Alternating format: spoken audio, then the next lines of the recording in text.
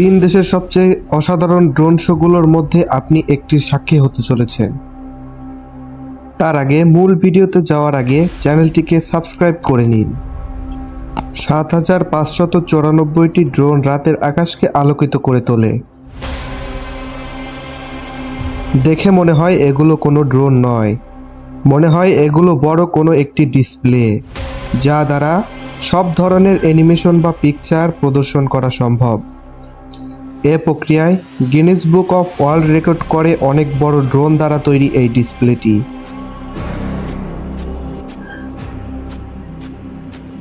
Drone দ্বারা তৈরি সবচেয়ে বড় বায়বীয় চিত্র হয়ে ওঠে এই প্রজেক্টটি।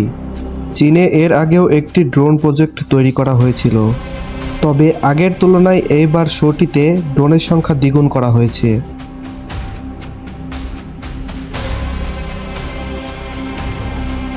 প্রতিটি ড্রোনকে কন্ট্রোল করা হয় একটি সিস্টেমের সাহায্যে। ড্রোনগুলো ক্রমাগত রাতের আকাশ জুড়ে স্থানান্তরিত হয়।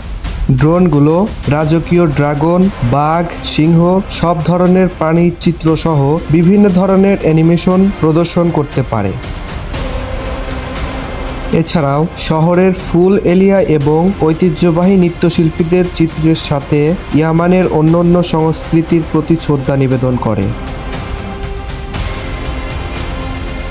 এই উচ্চস্থান রেকর্ড প্রচেষ্টা নিশান ফ্রান্স দ্বারা সঞ্চালিত হয়েছিল এবং তা দেখে সবাই চমকে গিয়েছিল। একটি নিশান কোম্পানির কারকে মোটা একটি রশি দিয়ে বেঁধে তার ভেতরে ড্রাইভারকে বসিয়ে দেওয়া হয়। প্রায় ৬৫ মিটার উঁচু থেকে কারটি ফেলে দেওয়া হয়।